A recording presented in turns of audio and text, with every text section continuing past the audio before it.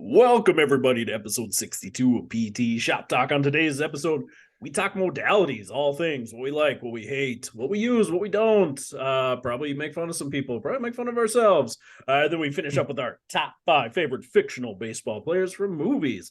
With me, as always, is Nick, the Sultan of Swing Doling, and Jeremy, the tall unit, Van Klompenberg. Thank you, gentlemen. Welcome. Yeah. Fictional sayings. I probably could have delved deeper. Those were real people, but I was gonna say those are all for fun. swing, it's all for fun. Yeah, we'll make it more than it is. I can't. Wasn't Randy Johnson the big unit though? Not yeah, but unit? You were tall. I didn't really want to call you the big unit. I think he was tall too. I think Randy was taller. He's 6'9". Yeah, I think he's 6'9". Okay. Yep. Yeah. He was the big unit. Yeah, very interesting, popular nickname he developed there. Yeah. He was a stud, man. He was fun to watch. He was a Mariner and then won that title with the Diamondbacks. Yeah. He was the dude that exploded the bird too, right? That was him. Was that him? I think so. Wasn't that Nolan Ryan? Maybe it was. I don't know. Nolan Ryan's like old school tough boss too. Yeah, produce it up, Jeremy. Because that's a great sports moment of all time. I thought it was Randy Johnson. Now I'm confused. Was it Nolan Ryan? Well, Jeremy will let us know. It was Randy Johnson. Oh, yes. There you go. 21 years ago. Just crushed that sucker, too. That was sweet. Yeah, top baseball movie. Yeah, probably also top animal death moment on live television, I gotta say, I hit a bird playing golf one time. Did you kill it? Did you explode it like Randy did? We put it in our golf cart for a while. So we were actually playing some sort of raccoon, huh? My buddy Ryan Chrome. This was during PT school. This was at Vermilion. We hit a bird. I hit the bird because he hit real golf shots. But we got a birdie on that hole too. Wow! What an omen! Hit a bird, get a bird. That's what we kept saying. So it came back to life, or you just threw it in the garbage eventually? No, we let it. We didn't throw it. It was. I assume. Did you give it like a little funeral?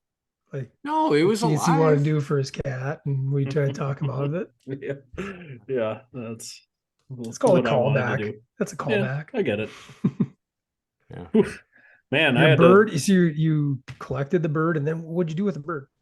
We set it back free, but I imagine it didn't fare well. Like set it back free, you just tossed it right into the water. We didn't throw it. We gently put it back on the ground. It was like a little pigeon-esque bird. You didn't turn it back in with your soft side cooler that they gave you for your 6-pack. Yeah, here's your bird as well. See a bird. Found it on the course. Yeah, you know what they say: leave it as it came. Right? You put the course back in the same condition it was there when you started. Here's your bird. Man. Correct.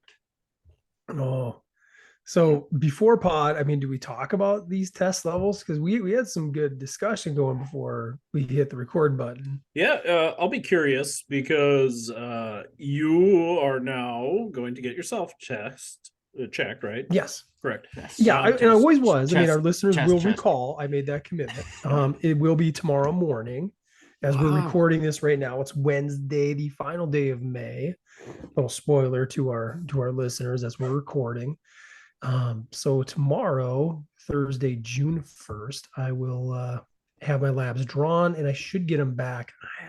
They said they send out the T somewhere else, so I'm not sure about the timeline, but I'd hope to have it back within a week. Now, interestingly enough, I don't know specifically talked about this, but I started on testosterone replacement therapy due to my low T levels. I do my 1 month draw tomorrow. Ooh! Oh boy! So we can one for serendipitous right now. Go. Like the Brahma Bowl, all natural, versus me with hundreds of dollars of injectable steroids in my body. Shriveled orcs, as we talked about. Yeah. Oh yeah. Just come on. And Jeremy is just going to be the innocent bystander who refuses to don't ask, don't tell. Step up to the challenge, bro. Be curious. I can't handle that kind of. Yeah, I feel comfortable. There's no pressure. Yeah, no, I'm talking about you, Nick. It's not like we're still feeling good wink, about wink. your numbers. You still feeling strong? Still feeling? Or are you getting a little nervous now?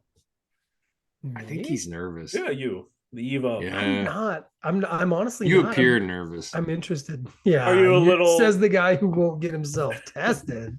Are you? I'm not nervous. I'm just not going to do it. I'm the man, Jeremy. I am the man in the arena. Yeah. Ooh, think about that. Chew on that. I'm not afraid. True. And I will share the results with our listeners, much like Casey. If anything, he motivated, encouraged me to finally take the plunge, find out where I'm at. I respect your honesty and your courageousness for sharing this. Health and wellness. Yeah. Let's get out there. I'm going to do that. Jeremy is over in Michigan, just sitting there. I don't want to be a burden on the health. Guys, I don't want to be a burden on the healthcare system. That seems like an unneeded cost. I don't think it costs very much, and it could potentially be a therapeutic avenue for you. Maybe you're missing something you didn't even know. Maybe it could extend your life and health. What difference have you seen so far, Casey? Yeah, so a month into it, I think that it'll be curious to see where I fall tomorrow. Yeah, I think that it's. How do you feel? I started on it right before we had leadership, and then I got pretty sick after leadership for a week and a half. And I felt pretty darn good for a week. I went to the gym, felt really, really good in the gym, felt really good in my cardio. And then last week I got shingles. So I'm on 1.5 weeks of not being ill in this 4-month period. So it's hard to say. It's making you sick. Maybe I'm. It's weakening your immune system. Testosterone poisoning. I don't know. It's hard to tell. I doubt that. It's too high now.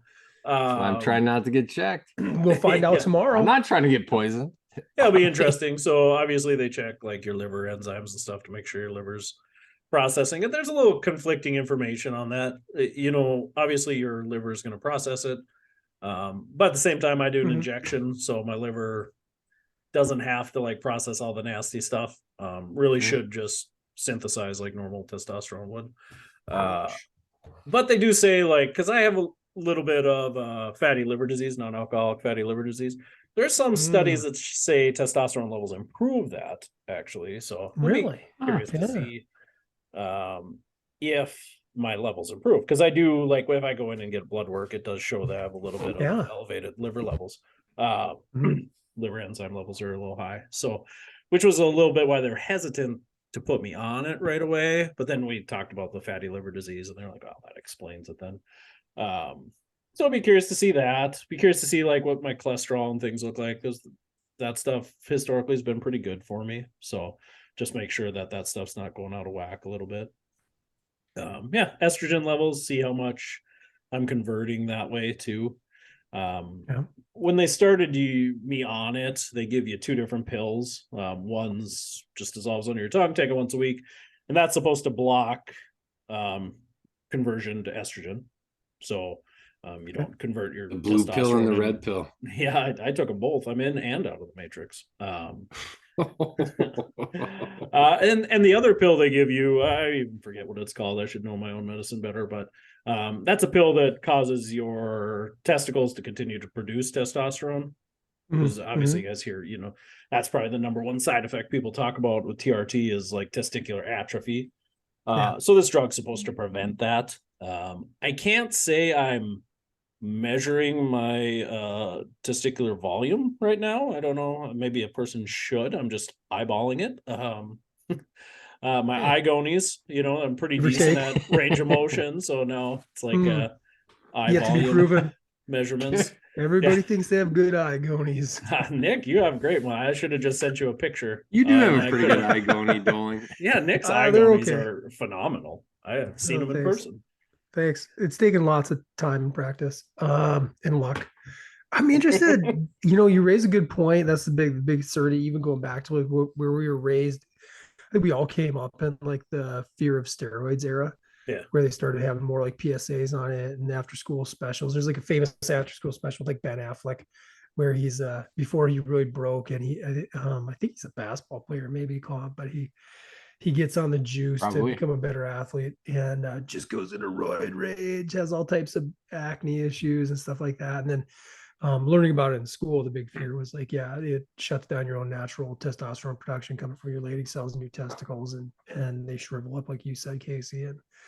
And but then there's plenty of like steroid gurus out there who say that this just depends on the a lot of it comes down to the mechanism which you're using, and then the type of steroid, what you're, which steroid of choice you're using, because they all work on slightly different mechanisms, as I understand it.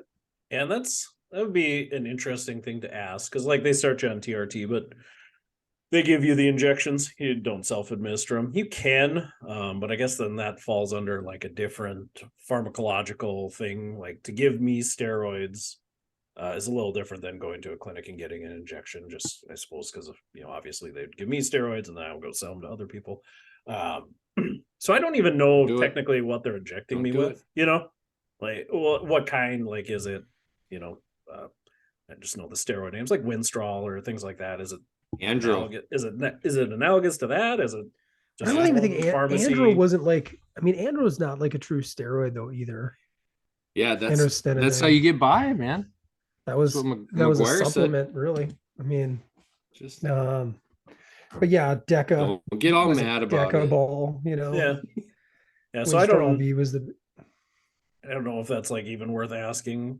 Be curious, but again, I'm not going for bodybuilder levels of testosterone. Like I'm shooting for the moon and just hoping to land amongst the stars, as they say, when it comes to testosterone. Yeah. So if I can shoot for 1200 and land at 4, I'm actually way ahead of my game. Bump it up.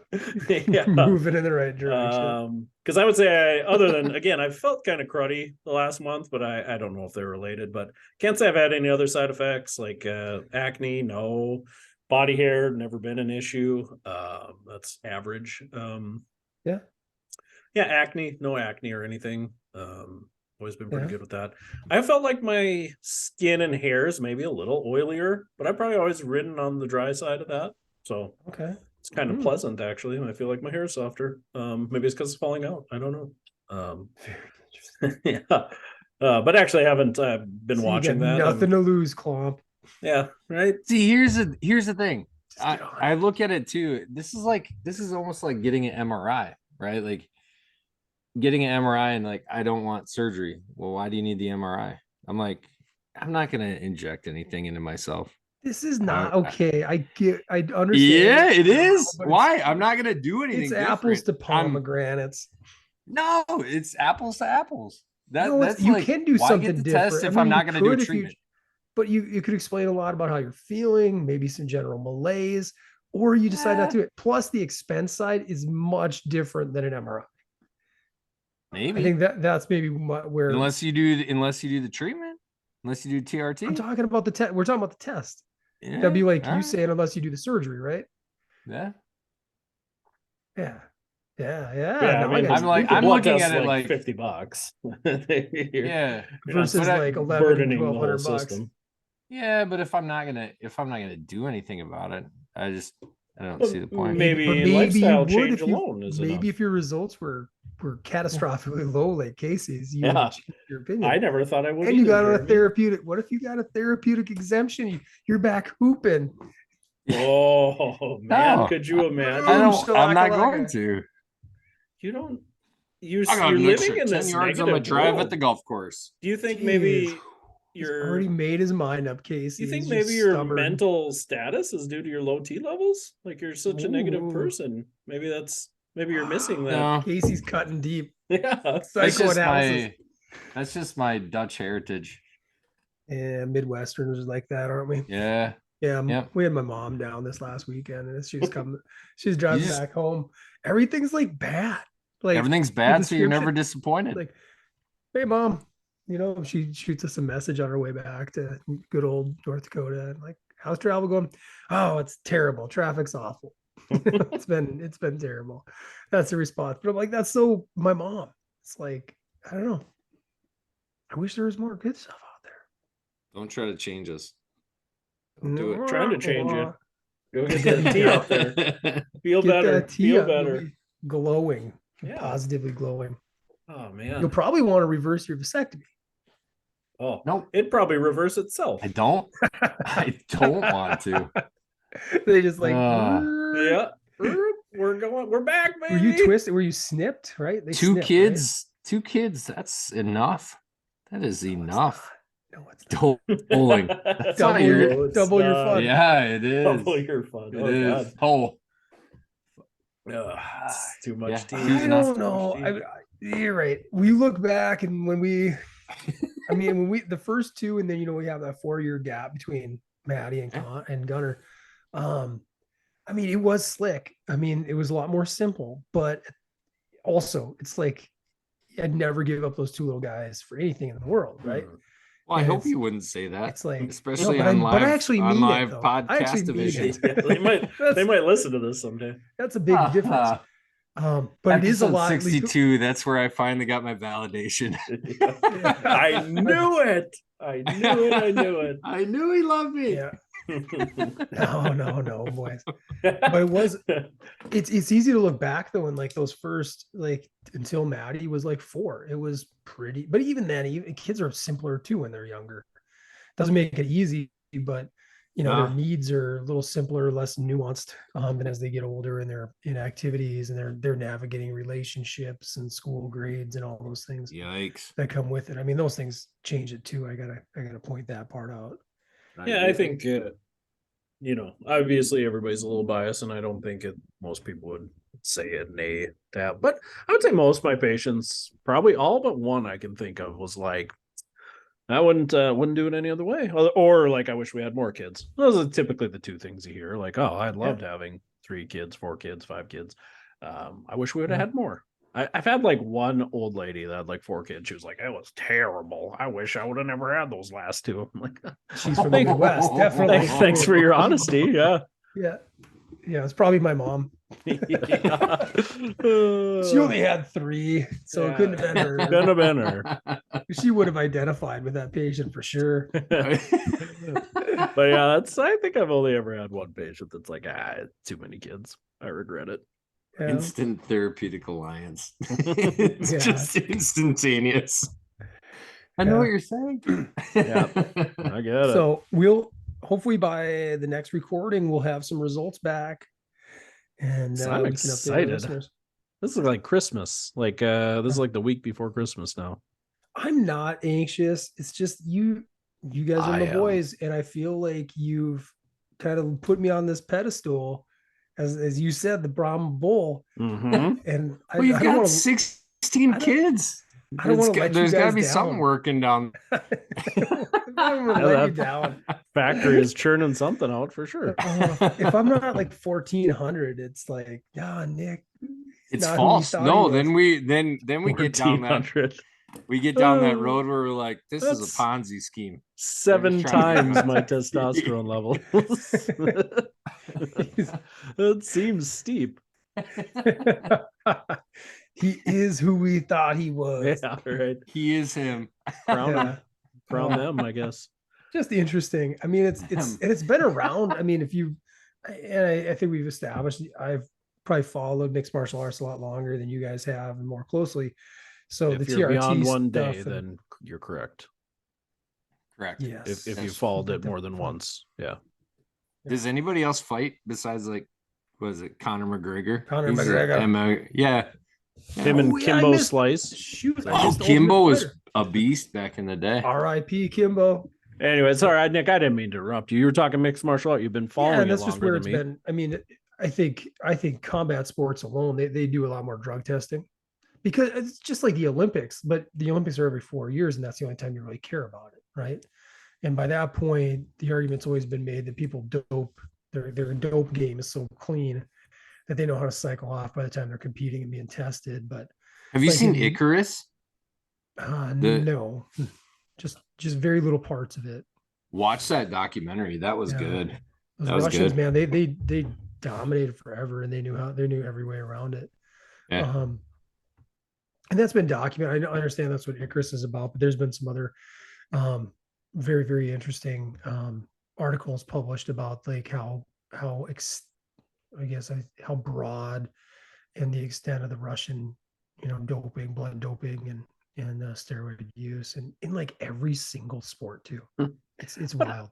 When you look at the Olympics, though, I mean, even if you weren't necessarily going to try to find ways around it, like, wouldn't you be on steroids for like 3 years in between? Like, why not? Right. Like, you're going to get bigger, stronger, faster. Like, but even if you lose 50% of it, that's still 50% of muscle mass you would have never had. I do want to look into like the Olympics and how they do it, but like in mixed martial arts, at least in the United States, USADA is the agency that does all the testing, the U.S. Anti-Doping Agency. And what they started implementing, like, gosh, probably 4 years ago, like you have to be in the pool. They call it the pool. Yep. Like you can't just, so that's why you mentioned McGregor, and he's coming back now after he broke his leg 2 years ago. He finally is like, he's going to be fighting Michael Chandler later this year. And he just re-entered the pool earlier this year so that he's eligible to fight. Yeah. And everybody's like, if you've seen pictures of him, I think we even talked about that on our pod, like through most of 22, he was pretty freaking huge. Yeah. And there were some rumors that he got on the juice to like speed up the healing process. And obviously it helps you in other ways. But then he can just jump back in once he's ready to fight again. Yeah. So it's still not entirely fair, but for the active fighters who are consistently competing, that it really is. Yeah, I still think this. I think they should let it all go. Anything goes. I agree. If you want to push the boundaries of human performance, do it. If you want to do it and it endangers you, do it. That's your choice. I think they should open it up. Just because I still don't think everybody's clean. Even, I mean, there's still people, trying to find their way around it. There's always going to be that, unfortunately. There's always going to be, no matter how stringent they try to test, there's going to be guys who just, not even fighters, but people who capitalize off the fighters, right? There are definitely people who understand their way around it and can sell, like, I'm going to help you pass these tests, and I'm going to like get you the Wizinator. Wizinators, yeah. But other cycling things. Yeah. I totally agree with you, Jeremy. I mean, there's just so many varieties and things out there that are going to give people advantage. Like, you start limiting some of that stuff. I mean, no doubt that being higher socioeconomic status, having, better upbringing, better food, that's going to make you better than the kid that grew up in the ghetto, low socioeconomic status. It should, color, right? It should. I wouldn't say it always does. It probably gives a leg up, but there's obviously people that go beyond that. But I'm just saying, like, when you get to the pro level, like, what was it? Donovan Mitchell scored 65 or something this year, and like the next day it's like, oh, got a random piss test. Like, it's like anytime anybody does anything like performance based, you're a much better basketball mind than we are. But wouldn't you say like that has less to do with steroid use than, I don't know? Yeah, but they just look at PEDs in general. I mean, right? Like, it's not necessarily steroids, right? So what do you think would help him? What do you think would help him with that? Is it a stimulant? Yeah, maybe. I don't know. What if you're too jittery and your shot's off? Maybe. Because actually, I just saw this too. Plates and Tates. Derek was talking about like a huge market right now for things like archery and what do you call it when you shoot rifle competitively in the Olympics? Skeet. Talking T levels now again. But they are beta. Anyways, skate.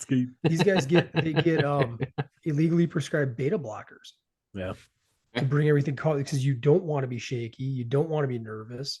Heart rate low, yeah. That was very interesting. That was very fresh. It's this week on his pod. A lot of neat information on that. So I have a little bit of pre-hypertension. I could be on a beta blocker if I wanted. You're saying there's a secondary market? I could be making some cash right now? Yeah, apparently. Yeah. Dang it. You always got to have a side hustle. What's the target shooting with cross country? Yeah, I'm trying to. Oh, I should know that. The biathlon. I think you're right. In the Winter Olympics, yeah. Yeah. Cross country skiing and rifle, yeah. That's a very interesting sport to me. Just like that, it's because they come and go with these Olympic sports, and that's one of those ones that's like, I feel like only Norway competes in it, and they get every medal in it. Yeah. Like, back when America was super good at blockers. Like women's softball, they were like, yeah, America just dominates all the time, so let's not make it an Olympic sport anymore. How come they don't do that with the biathlon in Norway? Nobody's winning, but it's the not a sport anymore. They might have brought it back. Softball is. Baseball is too. I'm pretty sure they took women's softball out for a while. Produce it for me. So that's just, I don't know. Olympic sports are interesting. Didn't they get rid of boxing too? And some sort of wrestling? Didn't that get taken out too? It's weird. The sports wrestling's terrible. You were trying. I was producing, and you just called me into it. No, wrestling. Don't get those T levels too high before tomorrow, Jeremy. It was temporarily taken away, and then they made some. What they did, it forced them to make some good changes to the sport. They made it a lot more higher scoring and faster paced, which has been beneficial to it. But yeah, 2013, they temporarily removed it for like a few months. Few months? That doesn't seem like very long. No, it was just kind of petitioned and got it back on. They had enough people like pushed to get it back on. And which was interesting is like one of the components too, I guess viewership worldwide was still really high. When they look at all the different competitive sports that they put on in the summer, wrestling was performed fairly well. So the reason why they pulled it off, I just don't know. Yeah. Mm-hmm. So you're talking wrestling was off in 13 for a few months. Not women's softball. Correct. Okay. I don't know. I thought women's softball was a while longer than that. No, grappling's back. Our softball's back. Was it ever gone? Yeah. It came back in 96. Came back in 96? No, introduced. Oh gosh. I'm gonna have to look. Jeremy, you look at that a little bit more. How was Memorial, guys? Before we move on to our main thing, while Jeremy's looking that up. Very good. You do the flag thing? You visit graves? You do graves? I would have. Jeremy, I expect you don't. No. You were back in Carrington? I said, had I been back in Carrington, I would have visited my grandfather's grave. Yeah. Do you make a nice bouquet? You ever do that? No, I have not. We're flower folks. We hit up 6 different cemeteries. It was nice. It's always fun. I always like to check out like old dead people's names. Always a joy for me. People's names were cool back then. My favorite still is up in Leeds. There's a guy whose name was Nut Sexus. Cool last name. It was what? Nut was his first name, and Sexus was his last name. That's a high T level dude. That's a Brahma Bowl guy, right? Yeah. That's high T. Yeah. It's cool with people. This talking to my father-in-law, and he was claiming that because like the local VFW goes out and puts flags on like every vet, right? Up in Towner County, it's like the Can-Do area. Yeah. The guy, he asked him how many flags he put out. He's like, I don't know. Yeah, we put out a ton. But interestingly enough, we in Towner County, we have a veteran from every war, including including the Revolutionary War. Now I'm going to call BS on that because that would be like 100 years before like we were a state. 1889. Yeah. 1776, the war was over, right? So even if that guy lived on territory to be 100, he still would not have been. Well, have you produced it, or you just every modern war bad mouth again? I am just bad mouthing this guy. Maybe he moved and tried being a settler. Well, right. But even then, I looked up when like Lewis and Clark wandered through here. I mean, that was like 18 something, right? Like 1809. 1811. That sound right? You know, 18, so Louisiana Purchase, is that 1803? This is too deep for our podcast. This is fun. This is like if I'm gonna be honest, history. Somebody's listening and like is just yelling. 1803. Yeah, let's go. Let's go. Louisiana Purchase, baby. So Thomas Jefferson. Put some better knowledge in your brain. Stolen. And then did Lewis and Clark, just to verify, did they happen to go through North Dakota 1811? I don't know. I'm just throwing that out there. I said 09. We'll see. So yeah, we were like, well, you know, maybe this guy's family settled here in like Do you think they would have exhumed him and be like, you know what, all the families here, Maybe. dig him up, ship him? Because I assume the rules back then were nobody out east cares for him anymore. Yeah, nobody out there gives a damn. Pack him up, send him out with the dried beef. Send for him. Yes. Yeah. Or I mean, it's possible. It's possible. I just don't think you need to be so hypercritical of this. Or does Towner County go, hey, we're looking at a trade. We got like plenty of Civil War vets and stuff over here. We could do like a 3-to-1. Who's your most famous dead guy? Yeah, you guys got any Revolution? Yeah, we need 04-05. Lewis and Clark. They were that quick. They were quick on it. Even a little bit. They returned in 06. Looks like. Now, when did Chris Farley and Matthew Perry wander through North Dakota? Around the same time, I think. Slightly earlier. Slightly earlier, if I remember correctly. I think. Yeah. I think they beat them, didn't they? They were almost heroes. Good stuff. Yeah, I think I told you guys I went kind of against my better judgment, had the wild hair to do my 7th consecutive Murph challenge on Sunday morning. So I really should have prepared more. Now for the average listener, the Murph is it's in honor of Lieutenant Michael Murphy, who led Operation Red Wings in 2005 in Afghanistan, and he sacrificed his life radioing for help going to a high point after they were ambushed, him and his team of like 3 other SEALs. So it's kind of in honor of that. There was also a whole number, I think there was like 11 or 12 other soldiers who came to rescue them that were also kind of murdered, shot down in war.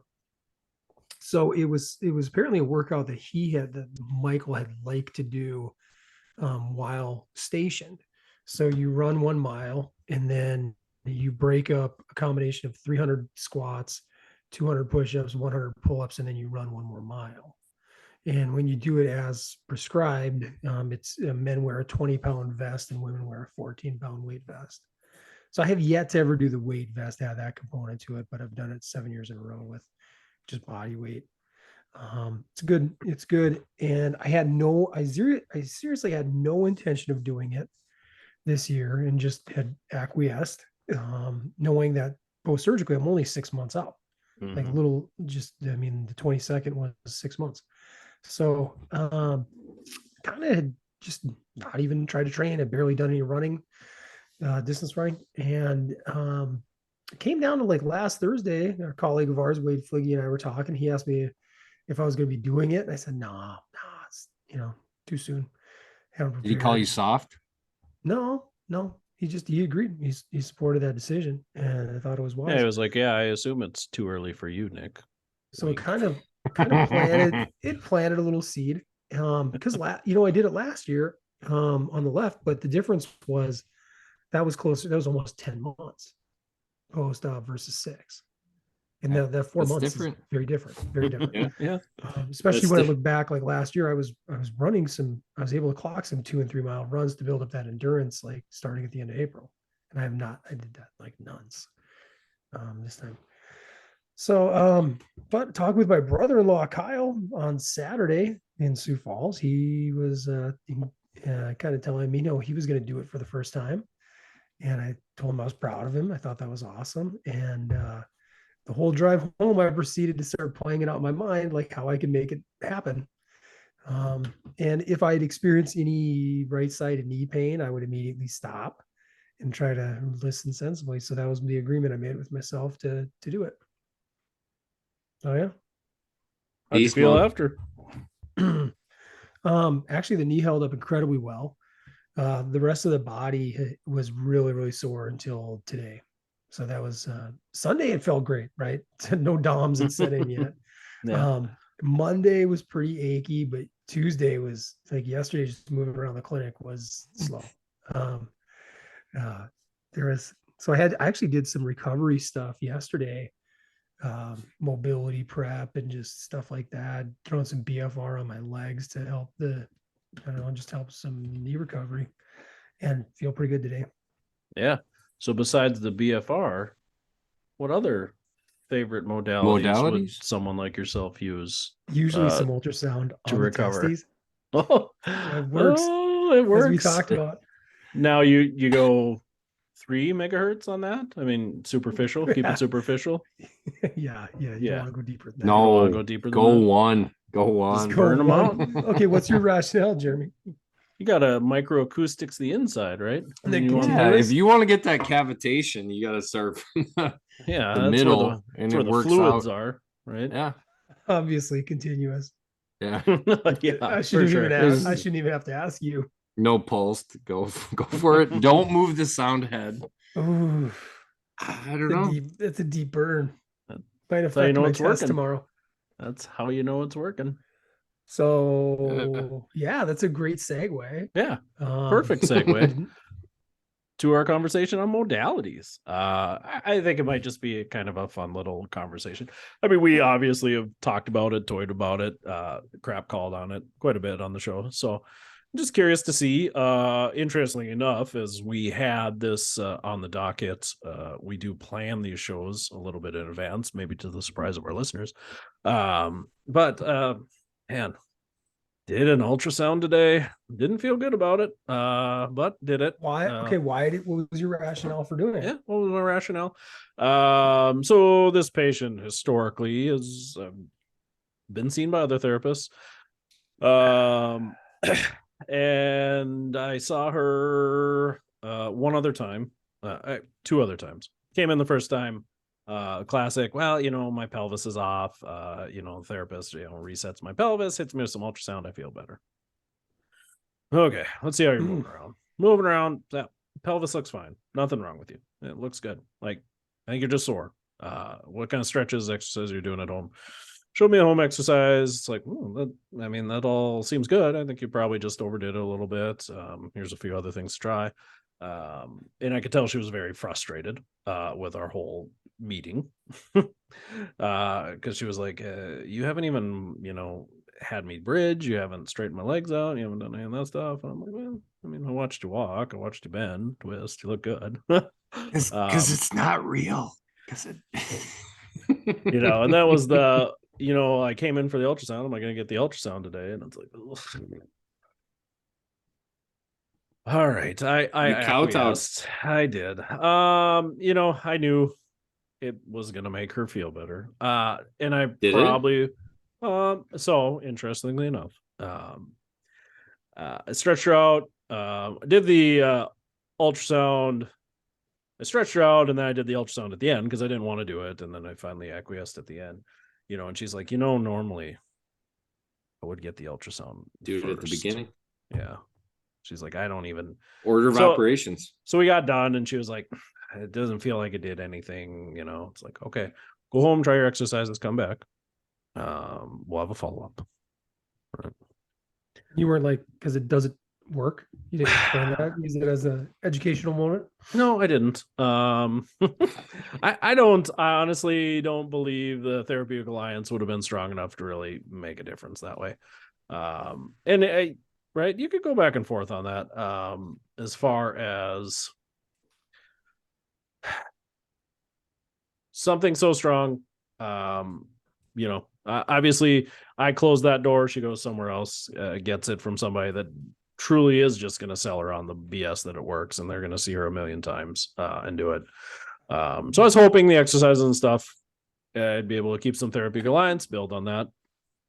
Because that's where I want to take this dialogue a little bit, is into like, what if maybe in the bigger existential question of what we do and why we do it, like at what point is it okay to let a patient, if you're going to truly practice outside of what you I have the answer. Believe, okay, let me finish the question. When you're not an owner, that's when it's okay.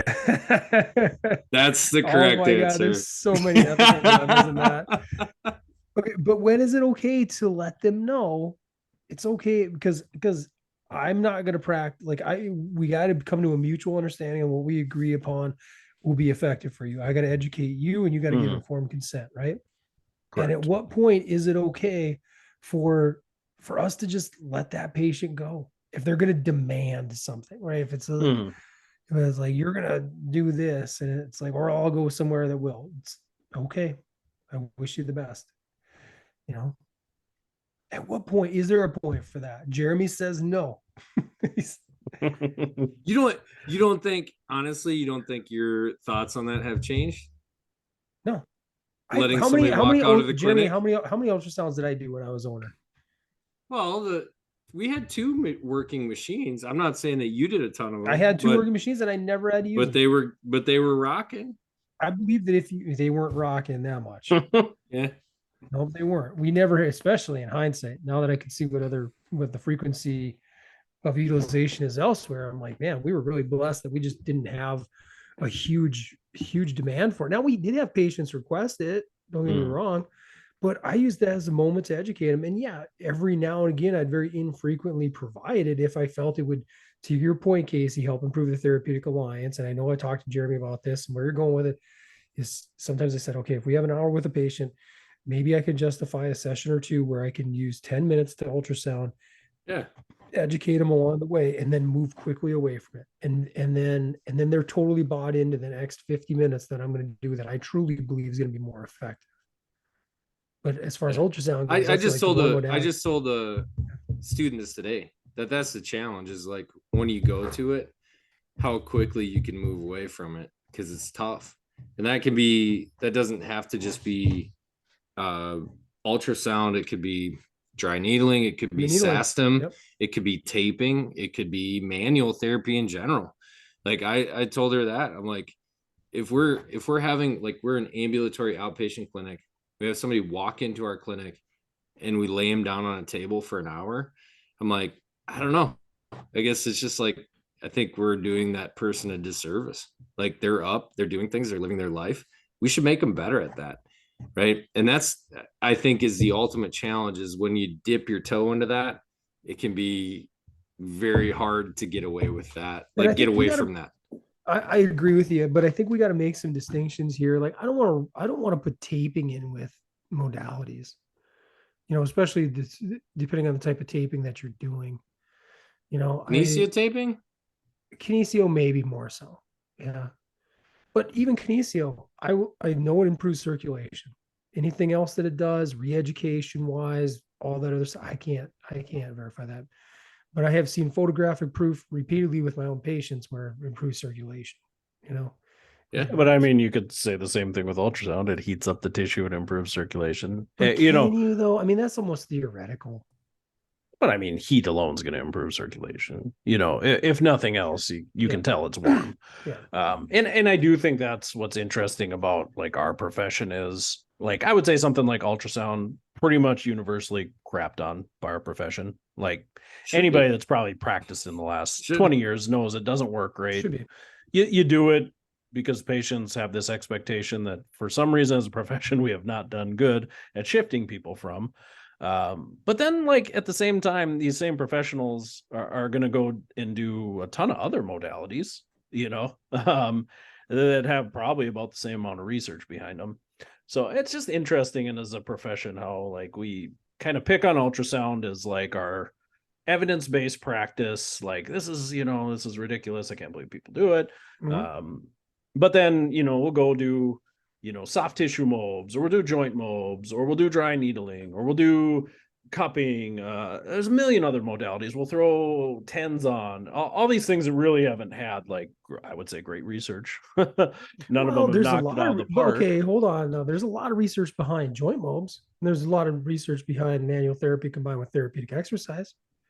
Yeah, again, it's always like combined with something. And I would say even combined. But ultrasound, the research has always been universally pretty crappy, especially when they compare it unless you go counterclockwise. Yeah, whatever.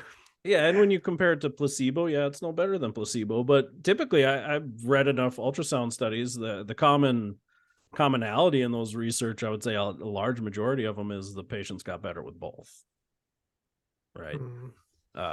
So how do you educate on that? Like, well, that's like, if we use my patient example that I just presented, like, the modalities thing, I think is an easy one to just educate that this modality is just meant to get you feeling better so you can move. Like anything else I do, like a joint mob. If I do a UPA on your back, I'm desensitizing your back so you can go out and do some exercise. I think in that case, like that patient, the harder thing for me to explain away is the SI joint stuff and I think that is harmful. Like I think as a profession that I need to educate. Terrible framing. Yeah. That I really need to educate the patient on, because until they get over that thought process, I don't know if they're ever going to really feel good. Well, you're creating so much fear avoidance and false beliefs, but like I don't believe she thinks the ultrasound is necessary to feel good. I think she thinks the ultrasound makes her feel good and she wants to feel good. I don't think she believes that coming in to see me to get ultrasound is curing her situation, but I do believe deep down she believes that me checking her alignment of her pelvis and putting it back into place is what keeps her feeling good. So we did have a good conversation. When you checked it and you said, hey, you look symmetrical, you look even, did that seem to change her mental framework? But then you're just feeding into that, right? Right. You're symmetrical, you're even. Like, come on, nobody is. And that's the hard part. But if she comes in, but hold on, Jeremy, let's stay on this. Now, if she comes in and she feels like she perceives that she has symptoms, and she's got this mental correlation that it's entirely attributed to a right up slip that's always slipping out of place. She goes to her chiro, she gets popped, and then she feels better. But then she comes into Casey and she's like, no, I'm pretty, like, my chiro does this, my OPTs do this, and I'm normally slipped up. And then you're like, whoa, actually, you're dead on level. Maybe it's something else going on here. Maybe there's just some some chronic residual wear. Like, listen to us talk, but I'll be like some residual wear and tear on some of the connective tissue in there. Maybe you have a little bit of inflammation in there that's crowding some joint space. Ultrasound temporarily, right? Gotta get it out of there with ultrasound. So interesting enough. But I'd say both frameworks are this. To me, both frameworks are the same. Whether you're saying like, hey, I believe ultrasound will help me, you're like, okay, I'll do ultrasound. Or if you're saying like, I believe in an upslip, and you're like, no, you're even. I feel like you're feeding into the same framework. But if she is even, I completely disagree with you. I mean, if that's part of what we're supposed to, we learn how to do this shit. But it's terribly inaccurate. It's terribly inaccurate, especially the pelvis. But if you're the pelvis, if you're comparing yourself to somebody else, right? But if you're just going to be the only one retesting her when she comes back in, and your intra-rater reliability is pretty decent. I mean, why else? So I don't think so. Out range of motion too. Like every time a shoulder comes in, just stop measuring the range of motion. I think that's different than saying you're out of alignment. Yeah, I'd agree a little bit with Jeremy on this. Like, I do think there's enough research that says our palpation skills, even within ourselves, isn't great to say something's not where it needs to be. And I think there's too much tissue and too many variables in the human body, because it's interesting. Like, she's like, you haven't even put your hands on me. So I did, I said, oh, well, I'll just double check. I saw you move, everything looked good. I don't have any concerns there. We see these things. If something was seriously off, we would see it when you move, but I'll get my hands on you. And it's so funny because I put my hands on her and I'm like, this mother is all out of place. But again, that's like, I knew it wasn't. I knew that's really not how the body operates. She's in pain. She's in discomfort.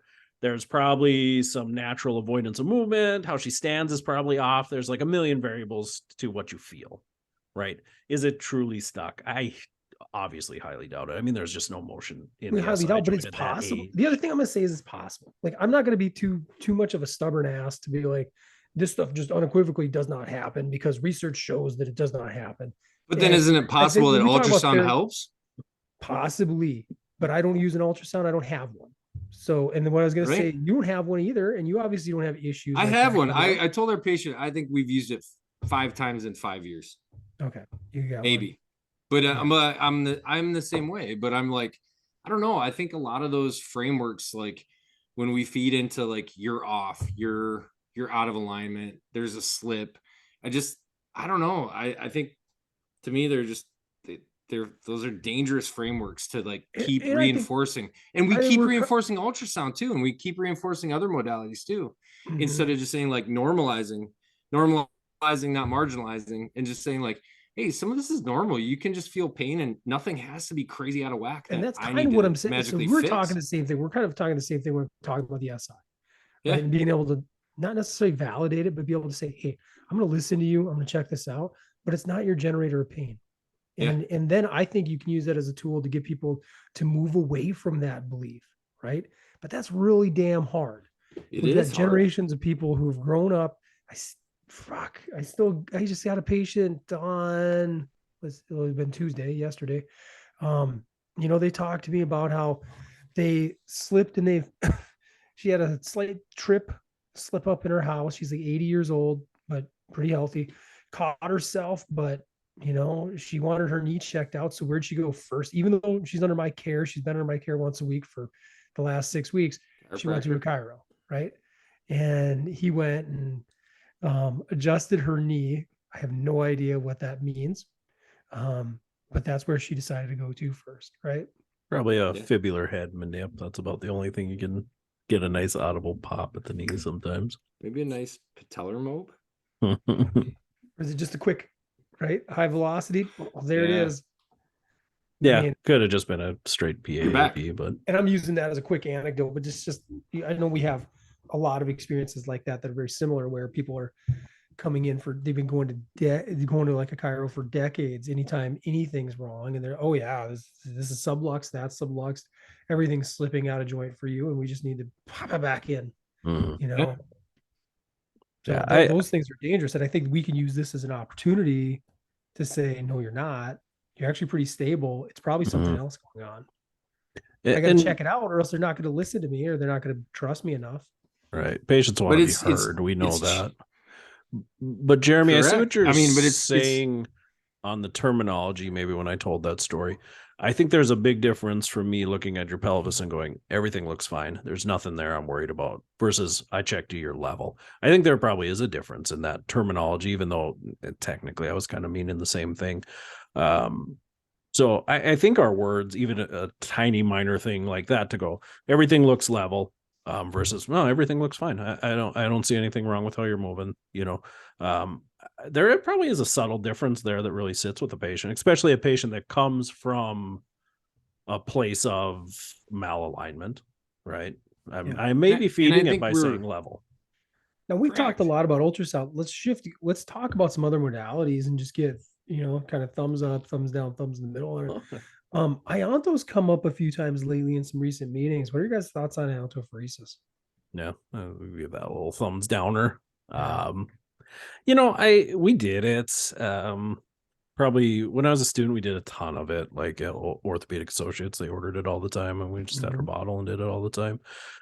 Superficial tendinopathies. Probably used it more on tendinosis than we probably really should have, if you believed any theory behind it. But occasionally tendinitis too. I mean, patients got better, but again, I don't know if they got any better. What was it that versus because I've the positive, negative ions. Like I've seen therapists apply DEX completely incorrectly. Wrong polarity. Wrong polarity. Side of the probe. Right. And it's like, oh, they got better. They put another positive and It's like, oh, that's not how anions and that works. They're sucking it into the machine. Yeah, they pulled all the inflammation out.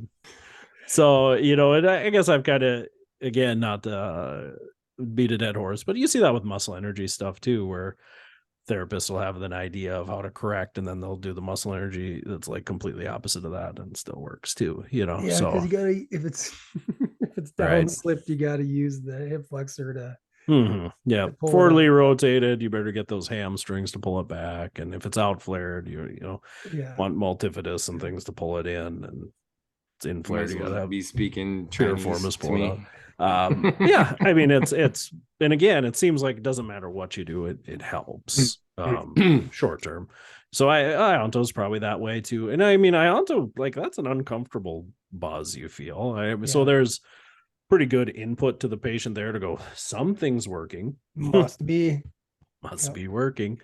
But yeah, as a modality, I don't think a topical anti-steroidal is really getting driven very far with it. It goes with, if we tie that back to ultrasound, when I was a student, and then coming out, phonophoresis was still kind of a bigger thing. And God, can you imagine how much time was wasted with that? Oh yeah. I mean, when you're driving that into the tissue. And I think with phonophoresis, a lot of times the anti-steroidal was like mixed with a little bit of menthol too. Like it always had that biofreeze. Yeah. So if nothing else, they got that topical analgesia with phonophoresis, and they're like, "Oh, it feels better. I don't hurt at all," And obviously that lasts an hour or two. So I mean, that was like super placebo ultrasound. Like, let's throw all the placebos at them. Yeah. I'm surprised they didn't combine lidocaine on top of it, e-stim with ultrasound at the same time. Like, I'm going to heat you and shock you and numb you. Might as well do them all. Now, as far as e-stim goes, there's different categories to e-stim. Yeah. Now, what are your guys' thoughts on like interferential current for pain management? Well, I'm currently participating in a 10 study with Iowa. So him too. Jeremy is as well. So here's what I'd say. Again, my bigger thing is like if it can facilitate movement, and then the hope is that it's in a positive framework too. I mean, I heard that in the clinic today. Well, now we know that posture is a trigger, so we better watch out for that. Uh-oh. Yeah, that's disgusting. Yeah, I could have died. I was like verbatim. And I'm like, but you're a drama queen though. No, I'm just like, if we can't, like, gosh, how do we expect our patients to believe it if we can't get our colleagues to believe it? Holy smokes. Like, it's just like, let's stay on topic. We're talking modalities. So anyways, e-stim. I think there's probably just gleam off Jeremy, and that's kind of like the study too. Like, I think if you're wearing 10s for longer durations while you're doing activity and it lets you do more, I don't think it's a terrible thing. I think me in the clinic to work somebody out and then slap 10s on them for 30 minutes at the end as I do paperwork, I think that's garbage. Like, if you're doing therapy, that was a very common thing when I 100%. came out. When I came out, it was like you're gonna finish people with IFC and ice. Yep. And allow it to like use your aid to allow it to go into your next treatment.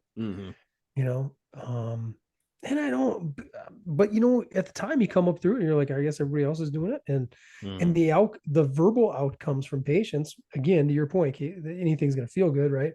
So they're feeling like it's working. So they loved it. Oh, I felt like I got a hell of a session, like an hour and a half total by the time about you're done with them. About hour 15. And by the time they were done, but I also found it was easy to taper away from that because they're there for a long time. And eventually they're ready to go. Want to finish for that this time, or how do you feel about it? And especially if you present it that way. Like if I present it like I don't have a strong opinion about it and I could care less, like how do you feel about it? And they're like, you know what, I'll just go today. And you're like, cool, I don't got to go worry about this whole thing up, finding your pads, then letting Betty know where you're at, and take them off in 15, blah blah blah blah blah. I mean, I'll go as far as to say another modality I do the same thing with is ice. Man, I used to ice everybody afterwards, and now I'm like, you want some ice? Nah, I feel fine. Like I don't need ice, and it's probably better. It's probably slowing their healing process down. Does even have a hydrocollator in your clinic anymore? Unplugged, empty. Yep, I have the trash. I got 3 of them sitting around collecting dust. I should just make like a big thing of gumbo or something in them. So I just always have like soup ready in the clinic. Next Fargo marathon. Right? I mean, that's get some gumbo. 160 degrees, perfect bacterial temperature to just keep that soup growing out. What do they do? Like endless soup? You guys ever hear like over like in Eastern cultures, they'll have like the just constantly boiling pot. They just add whatever to it all the time. Oh, okay. There you go. So that I could have an endless that hot, Well, like warm. It must get to what 145, 149. I don't even remember what the stupid thing. 212. You didn't want to leave your hand there too long, but you'd easily be able to reach in and grab them. I mean, if you didn't have your tongs. You were fisting into the water. Every now and again, if you got it. Oh man, no! If I couldn't find them, and you just if I couldn't grab the little tabber, I wasn't going in the there. Tabs, yep. That's hot. That's too hot. I think you were keeping your hydrocollator too cool. No, I was tough. I'm just tough ass. People still got better. 2 levels. They're haunting me every day. So that let's kind of finish up. Then how about Russian stim or NMES? I'm an NMES. I'm like a little borderline guy on that. I think every once in a while you get a patient that just really has a hard time, especially like post-surgically, like just firing things well. And sometimes you throw that on there just so they can feel what a contraction again feels like. I think it gives them probably more biofeedback, really, than true me jumpstarting the system or anything like that. Yeah. But I think there's some research on there that maybe points a little above just nothing. So I think is what you do. Do you use that after yours at all? Yeah, this second one we did a lot. Yeah. I kind of jumped back into it.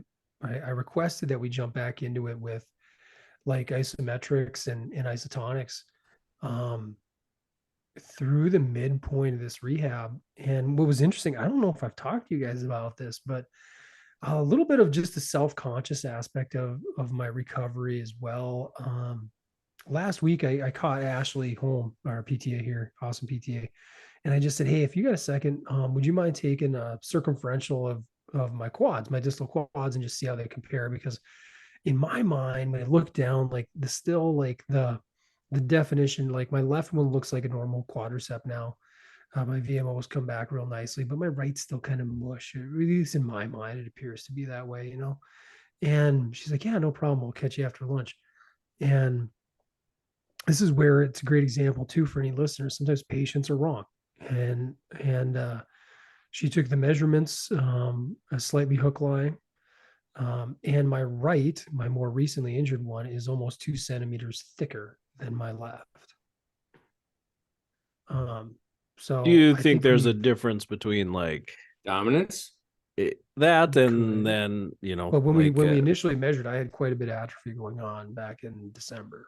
But a nice defined quad versus, like you said, maybe it's bigger, but maybe it's not. Maybe there's still some internal swelling. I mean, 6 months out, you might still have some intra-tissue. And you just swelling. I think I do, yeah. Just but Murph I don't think no, this was before Murph. This also gave me. Okay. So your body was worried about this upcoming Murph. I think I think it's one of the things that gave me some confidence to believe, okay, I'm doing better than I perceive I am. Yeah. And I can't believe your Igonies failed you like that. Yeah, they did. They were wrong. Well, you're not getting the testicle pictures then every month. Well, it's worthless. He's got Igonies, not eye tape measures. I would have assumed that's transferable. He's looking at very different. I can attest. Doling's Igonies are on par with anybody's joint angles. He's there. Well, I would have thought there was some carryover, but now I know there's not. It's frustrating. It's a very singular skill. You only see 2 straight lines with those bad boys, huh? You can't curve a circumferential line around something. And it's you. IR squared. I'm better with hips, better with knees. You killed on that ankle. Yeah, thanks. See, you just got to take that circumferential band and make it a straight line. That's science. If you're analyzing like shoulder flexion and abduction, you almost need the shirt off, or you need a snug shirt, because those lats are very deceiving. Very tricky. Mm-hmm. You are true. You're always going to want to make them pop the top. You know who gets a lot of lat tightness? You know who gets lots of lat tightness? Tell me more. Ooh, baseball players. Particularly. Snap. If they throw the ball, especially the fake ones. Yeah, because they don't know what the hell they're doing. Yep. Yeah, let's Jack roll into some top 5. I mean, obviously we could talk modalities all day, but it is a fun little topic to have today. I think it's a good conversation, though. I think we do need to look in on ourselves as a profession. Jeremy probably pointed that out well. I think there's ways to do it too. To Nick and my probably nicer than me. No, my mom thinks you're a saint, Jeremy. You're her most favorite host on this show, including me. So, I mean, there you go. Yeah, you're just a nice guy. You come across. I'm top 3 at least. Yeah. No, number. I'm good. I'm top 3. I'm happy. Yeah, top 3 is usually not a problem. But now we'll talk about our top 5 favorite fictional baseball players. in movies, not television. Yes. So interesting list for me, because if I'm going to be honest, I think baseball is my least favorite sport of all time. Least? Yeah. 100%. Maybe not to play.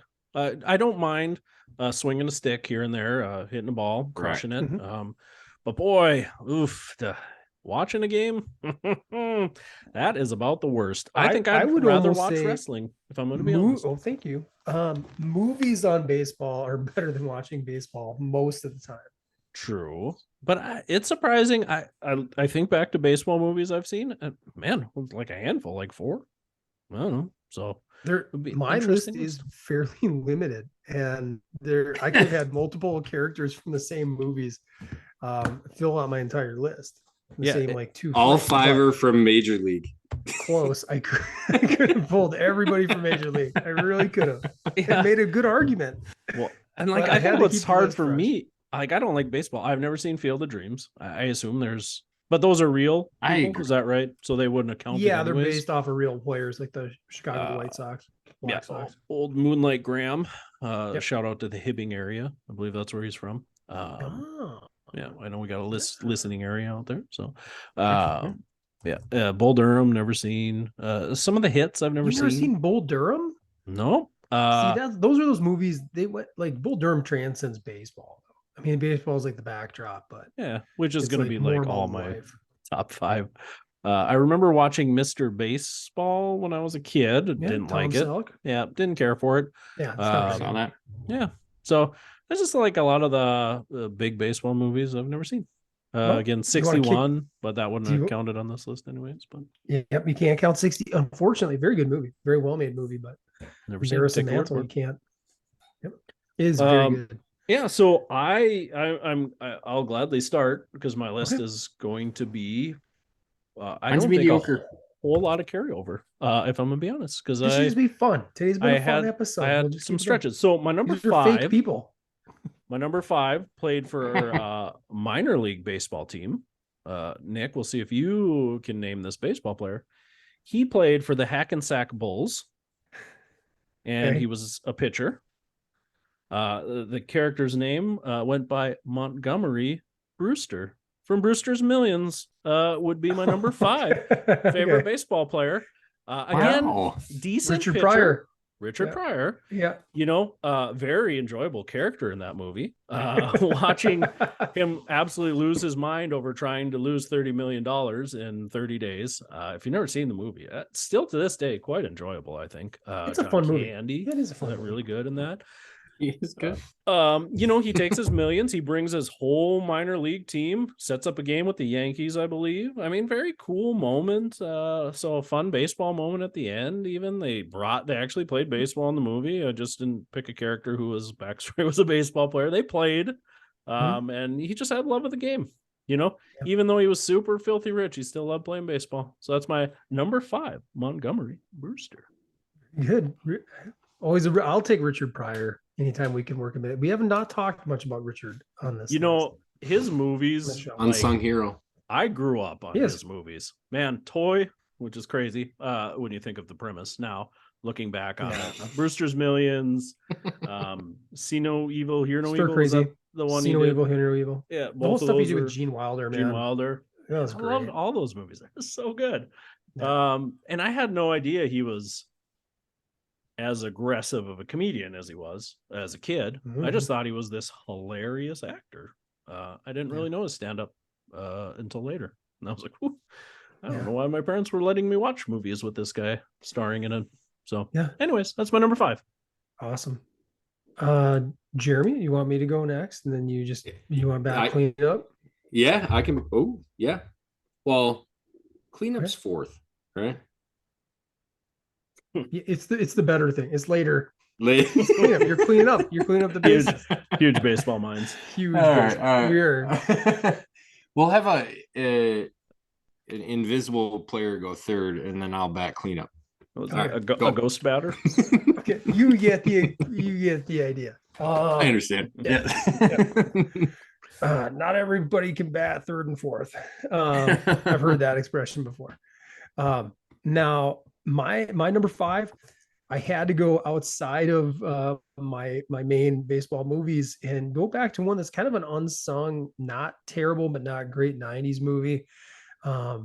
This player, well, he got recently traded to San Francisco Giants and was an all-star by the name of Bobby Rayburn, played by Wesley Snipes in the movie The Fan. The Fan. Yeah. Very, very intense psychological thriller with Robert De Niro being the titular fan. Whoa.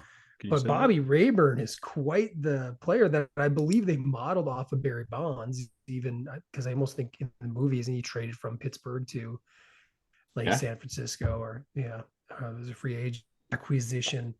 But phenomenal baseball player. And Wesley Snipes, it's him playing like a more serious version of Willie Mays Hayes, but pretty well put together. I don't mind the movie all that much. It's really not that terrible, but I know it got pretty badly reviewed at the time. But I kind of enjoy it. And I had a teammate back in my college football days, shout out to Troy Winston, who constantly references it anytime something good happens. He goes, "Hey, way to go, Bobby!" Because it was funnier when Troy did it, but basically a scene from De Niro doing that. So I'm done with that shitty story. No, that's good. That's good. But my number 5, Bobby Rayburn from the movie The Fan, played by Wesley Snipes, 1996. My number 5. Gosh, one of my movies has taken place in the last 25 years. So I did not rewatch these, so bear with me. My number 5 is Henry Rowan Gardner from Rookie of the Year. Guy goes down, breaks his arm. If he got proper physical therapy, he probably wouldn't have been so tight when he got out of his cast. But heck of a fastball afterwards. Just a fun story. 6.1 out of 10 on IMDb. Like every kid's dream, right? Like you fall down off the monkey bars or something and you break your arm and you're like, now I'm in the major leagues. Right. So, a tale as old as time. Yeah. Either that or Blank Check. Both those two movies checked all the boxes good. for me as a kid. Blank Check was better, I'd argue. But yeah, bought a castle number with $5 million. Yeah, not bad. Not bad. Interestingly enough, my number 4, also from Rookie of the Year, but not Henry. Gary also Busey? No, not Gary Busey either. What? Who? Now I gotta say, in the movie, he was not a baseball Chet player, Stedman? but I'd like to believe he played baseball at one point, and that would be Phil Brickma, played by Daniel Snyder, the pitching coach. Hilarious. He's not a player. He had to play at some point. You can't pitch coach. I'm with Jeremy. It's got to be a player. Very simple. It's very simple. They got to be a player. On the team. You got to be a coach. You're not a player. I'd love to put Clue Hayward from Major League on here. Hey, boys, go win every fucking game. Nothing specifically said active players. They had to be a player in the movie. Where in his bio did it say he played before? Oh, check it out. Look at his baseball card. You don't know. And you said Daniel Snyder, the owner of the Washington Commanders. Yeah, whatever. Daniel Stern. Sorry. Daniel Stern, who also directed that movie. Yes. Interesting enough. Anyways, I guess I'll put an asterisk by this. But he made that movie. Definitely. As a kid, you have an honorable mention that could take this place? Because I don't think Jeremy, do we allow it? No. Okay, you want my honorable mention? I did have an honorable mention. I gotta pull up the name here. You were voted down here. Yeah, this hurts. This is unprecedented. I know we've let too much crap slide on this. Yes, that's what's happening. We gotta lock down. Oh, I gave my apologies. And all right. I believe I snuck my one error that I made. Yeah. All right. So my number, you can push Montgomery Brewster to 4. So for you following at home, my number 5 is a high school baseball player that performs incredible under insurmountable tension as the seniors were jawing at him the whole time on his final game. And that would be Mitch Kramer from Dazed and Confused. Yes, he was under a lot of pressure. He was under a ton of pressure. Squeal like a pig. They were hitting them paddles, and dude just strikes him out. Doing Stone Cold Scary Killer. Ben Affleck was after him. Yeah. And then, he went on to have just a phenomenal evening that I have had similar evenings in my life. Not quite as cool, but I feel like I kindred spirits with Mitch Kramer. So that's my number 5, Mitch Kramer.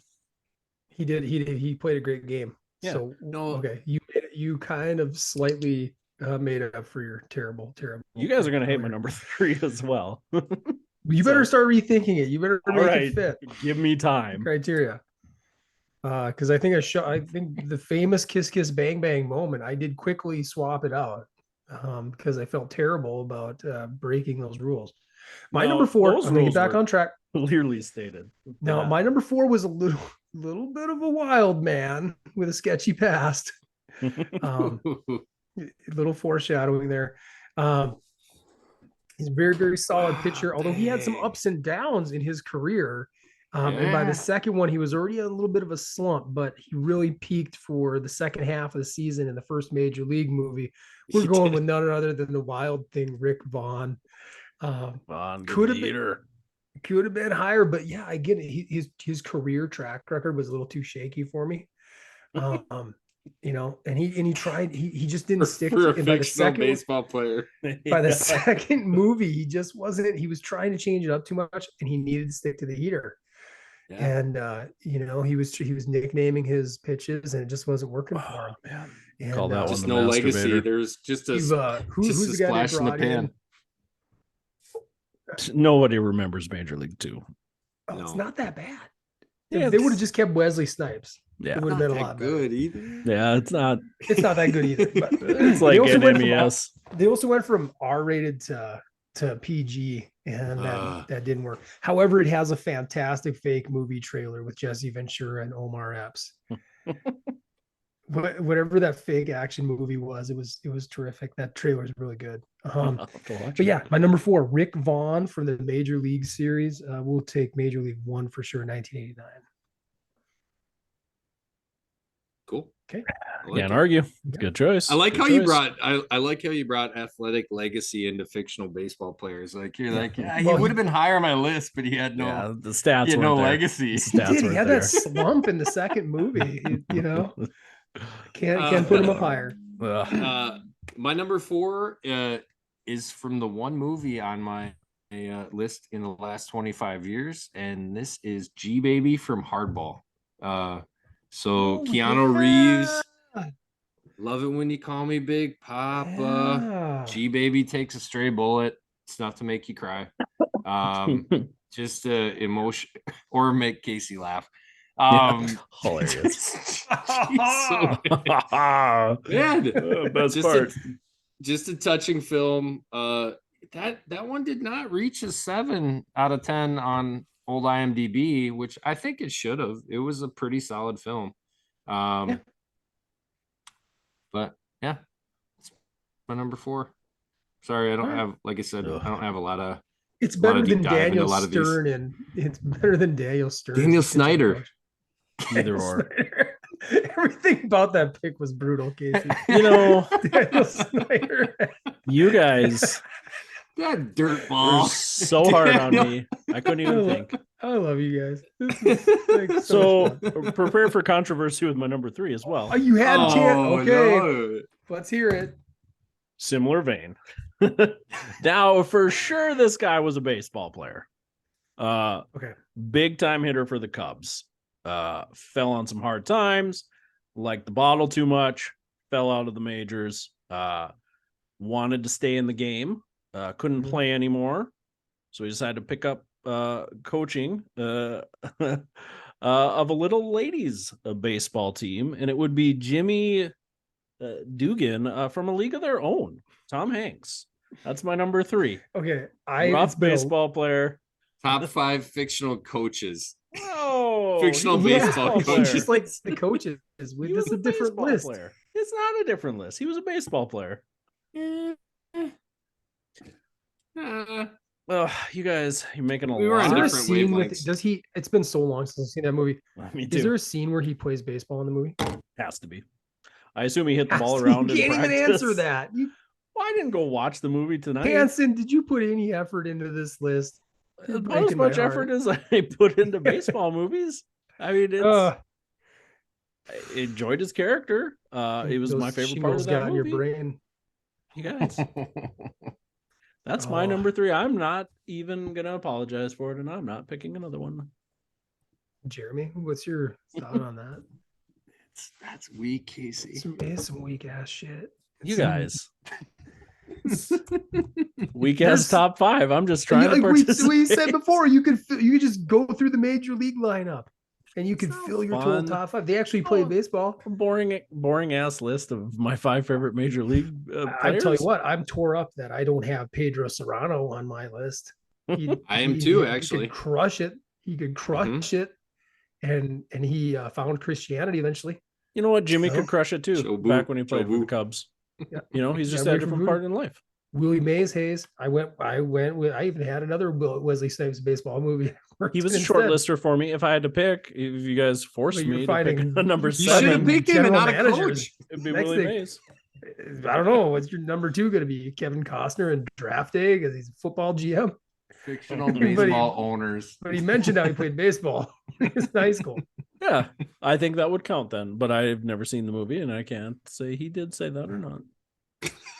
Anyways, all right. That's my number 3. We'll keep things moving. All right, we'll keep it. Yeah, tensions are getting high here. Yeah. We got a little hot during modalities. We're getting hot now. Need to ice it up. We just left the ultrasound on us. Not moving. As Phil Brickma would have said, we need some hot ice or maybe some cold heat right now. Famous line.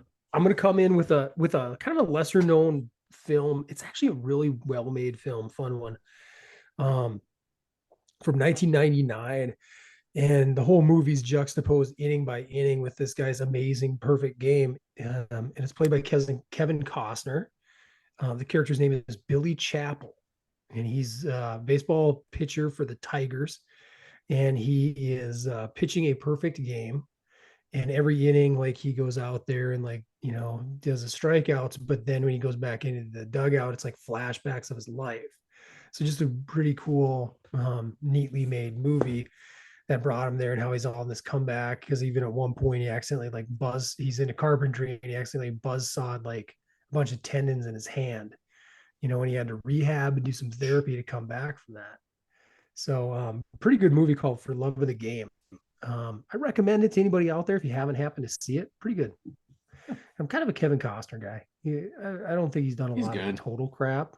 So this is a good one. And Billy Chappell, and he does complete the perfect game. Spoiler alert. Spoiler. Don't ruin that for me. Yeah. Pretty cool. You can't tell somebody to go watch it and then give them that. Sorry, you'll still. Yeah, they don't need to watch it. I didn't ruin any of A League of Their Own for anybody listening. Yeah, everybody's seen that, and everybody knows that he didn't play baseball in the movie. Give me some time. He's the coach. All right. My number 3 is from a wonderful 1994 film called The Angels in the Outfield, and it's Hank Murphy, the owner of the team. I'm kidding. Casey's already checked out. Casey's so upset. He's checked out. It's. I want to acknowledge it. He's not even gonna give eye contact anymore. Nope. I'm gonna turn off my camera. Tony Danza, the struggling as a pitcher, and really a star-studded film. Danny Glover, Joseph Gordon-Levitt, Tony Danza. I don't know if he's a star. Christopher Lloyd, Matthew McConaughey, and Adrian Brody. Really? Yeah, it's really a star-studded film. Cool. Yeah. But you know, I wanted to go Joseph Gordon-Levitt because he's here. And he eventually did coach, but I thought better against it.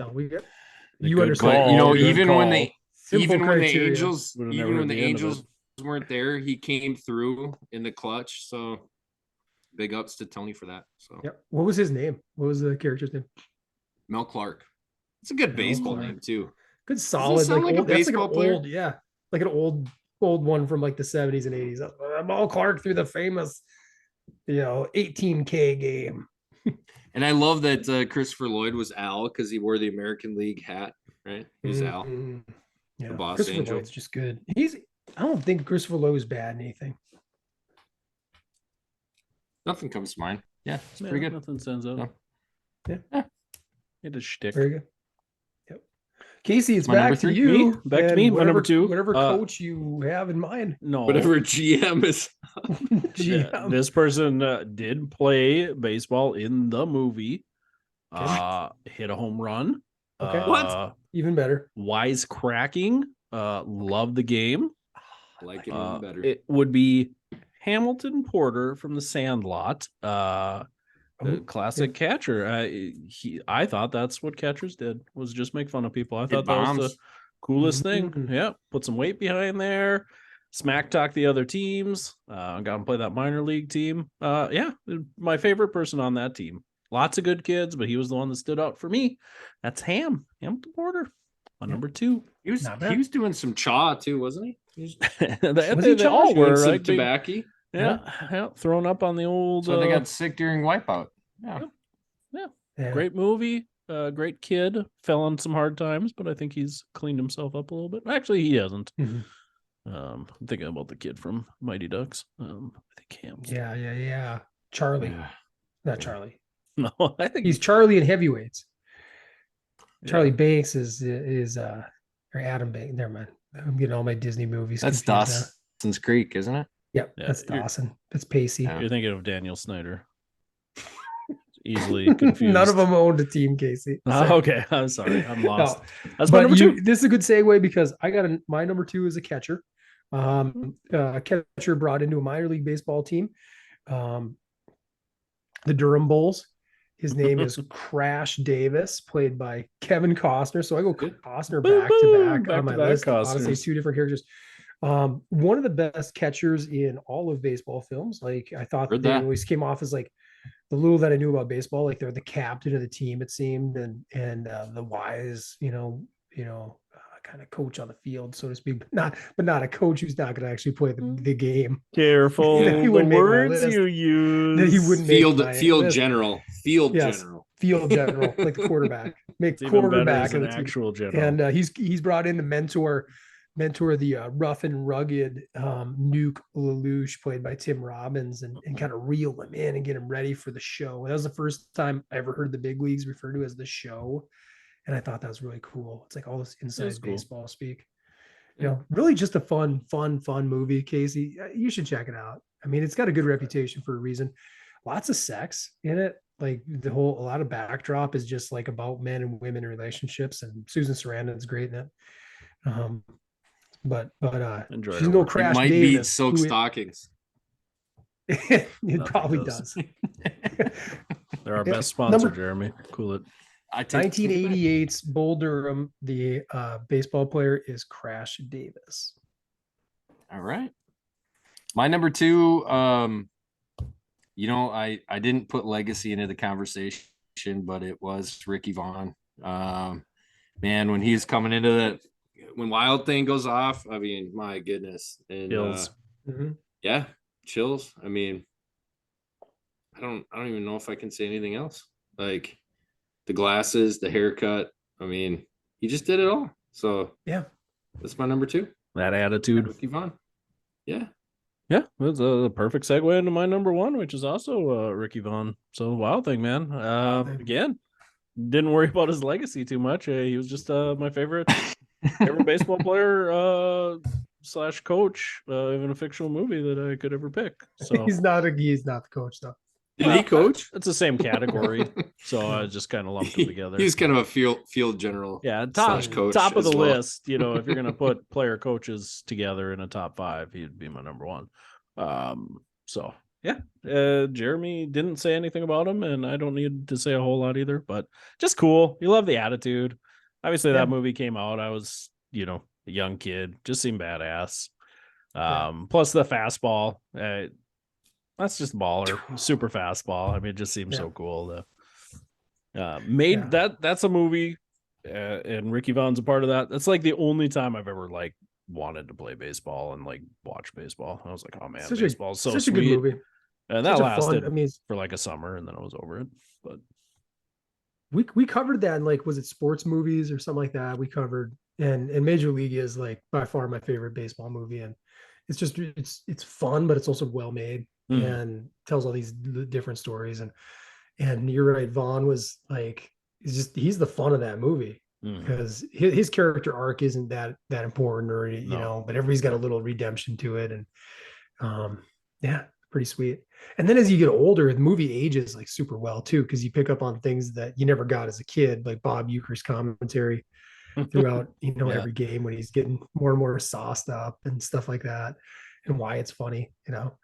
So like there's a line one of those lines that I love is where before he gets his glasses and he just has no control, and he gets like he's like ball 4, ball 8, ball 12, and it's just all over the place. But he's like, man, can you believe the patience on these Pirate batters sitting on these pitches? Yeah. Because you're seeing them whiz behind their back and stuff like that. Yeah, and I think he was, like I said, one of those breakout characters from the movie, because the movie was really not about him. But as a kid, I thought he was the star of the movie. Like, if you were like, who's the main guy in the movie? I was like, oh, Ricky Vaughn. But he's just such almost a minor side character. He's like probably the third or fourth most important character on that team. So, which is a great segue to my number one, and you probably knew it was coming.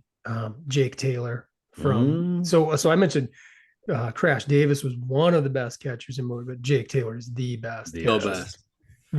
Best character, best baseball player in the movie. I'll say hands down. He's just fun, awesome character arc. He's like the old grizzled veteran who's seen it all. He's been to the show and back, and he's called back up for this last chance. And Tom Berenger plays it like super, super well. Chases after Rene Russo off the field, but on the field, he kind of keeps the guys together.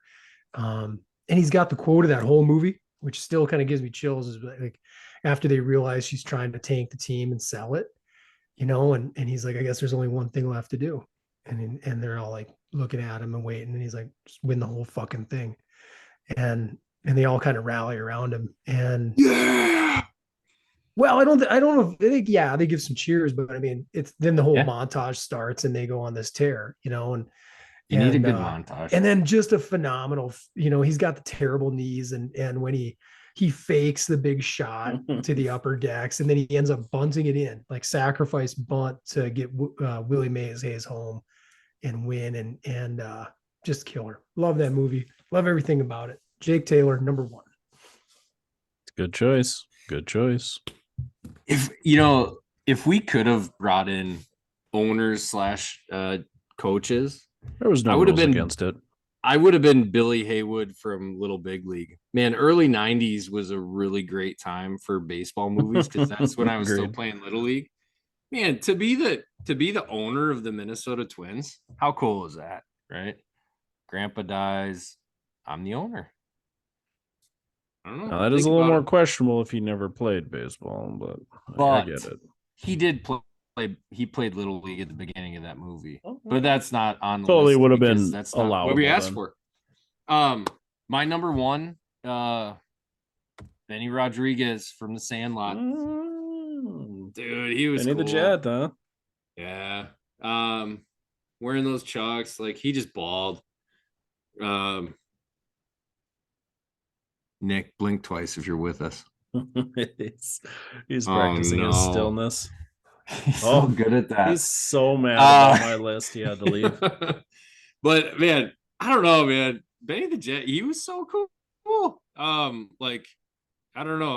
I think everybody wanted to be him more than Ham.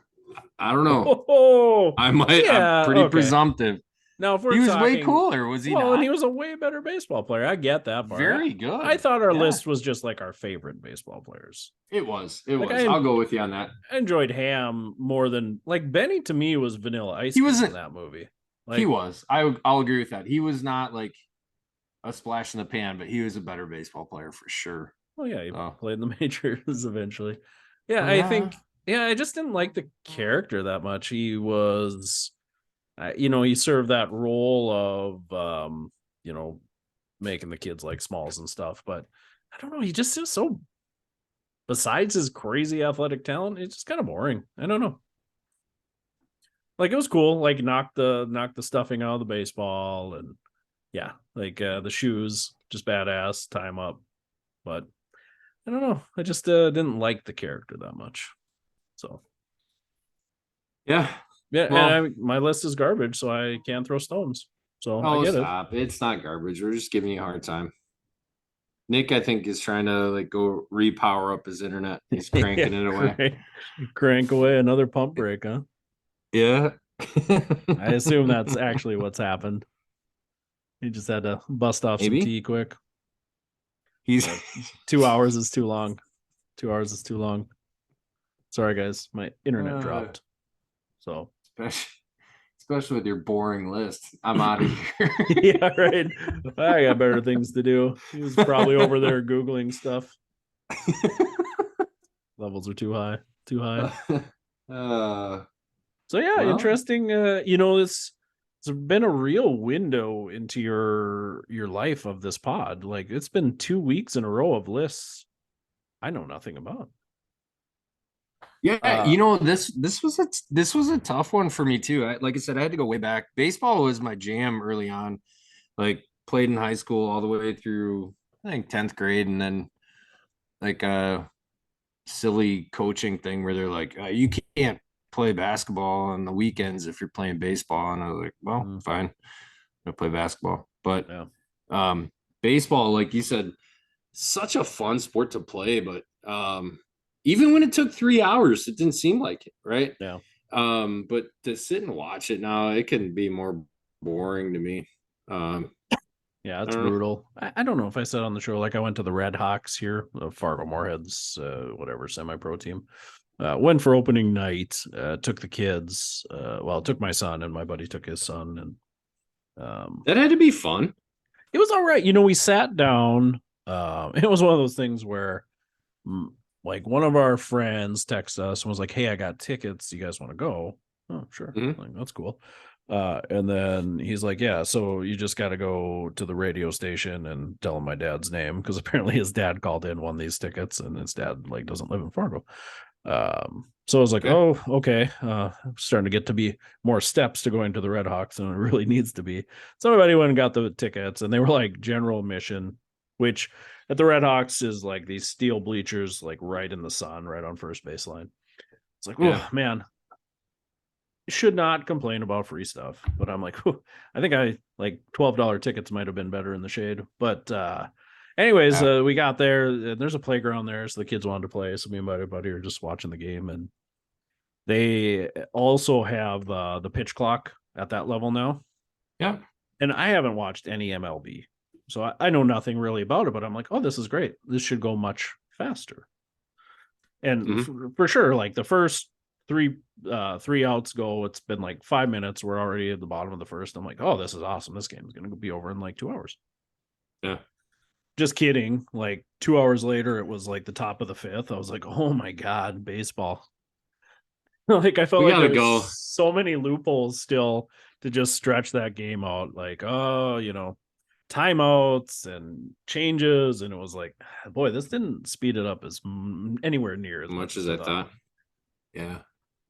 They at least usually have like pretty fun promotions and things like that going on. Like, yeah. At those like smaller venues. But yeah, I didn't mind it. It's just, it gets so late. I think the game maybe started at 6:30.